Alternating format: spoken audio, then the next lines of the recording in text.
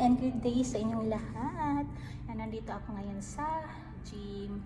Isa sa mga lugar kung saan tinatambayan ko during my free time at saka hindi ako busy bilang nanay, bilang isang nagtatrabaho.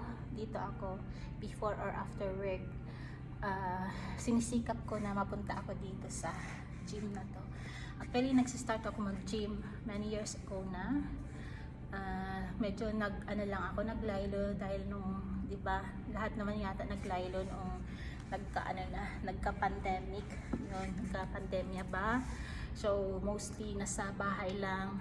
Meron kaming isang maliit na room sa basement kung saan ako nag-iensayo, pero hindi enough yung space, kaya mas maganda kasi pag nasa gym dahil nandyan talaga yung energy, nandyan yung mga equipment, no? Pwede naman sa home-based workout lang din, kaso lang nga maliit yung space namin sa basement. And then na-motivate talaga ako sa self ko kasi iba yung energy na binibigay once na nag-gym. Malakas yung energy ko, parang hindi ako napapagod. Siyempre lagi akong nasa trabaho, pag-uwi, luto, i-deliver ang anak sa may mga training din nila, activities nila. So, napaka-hectic ng schedules ko. Pero, parang hindi rin ako napapagod dahil nakakatulong ang pag-ehersisyo.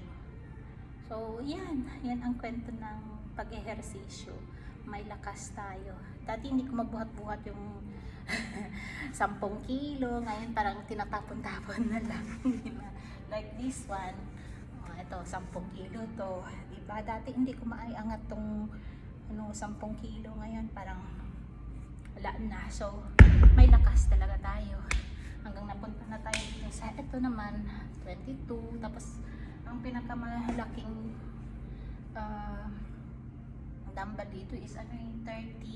So dati hindi ko yan magbuhat-buhat, hindi rin ako magpagtayo-tayo. Ngayon, di ba, madali na lang pag-angat-angat, diba, kahit mabibigat.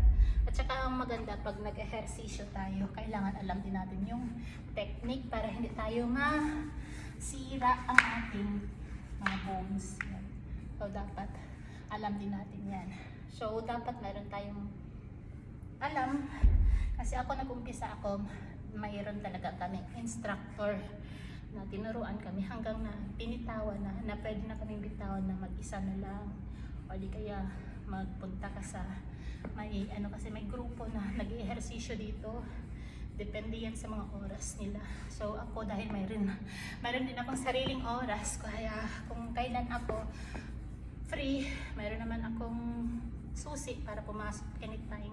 Kaya nakikita nyo, pag pumapasok ako dito, halos wala ng tao kasi sila tapos na, ako papasok lang dahil nga iba-iba yung oras ng aming pasok. So ganun lang. Ang importante kasi dito sa pag-gym is motivated ka, may sarili kang motibasyon sa sarili mo, kasi pag wala, hindi mo magawa ang mga bagay na to, kasi madali kang mag-give up dahil hindi naman talaga easy.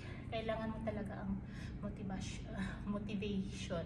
Yan, pasensya kasi minsan tsungangot na ako magsalita ng Tagalog. Siyempre Bisaya ako, tapos yung English grammar ko is wala na rin, ang Norwegian ko is hindi naman natin pwedeng apply kasi hindi nyo maintindihan. So ganon. So yun lang ang aking vlog for today, and hope ma-motivate din kayo dyan sa pag-unag-unag. Yes, please do it kasi nakakatulong talaga. Okay, so from here, sa mga taga-Unison, kung sino gusto mag-training, mag-workout, punta kayo dito at tayo sabay-sabay na mag-workout. Yan. So mula dito, have a great day and bye-bye.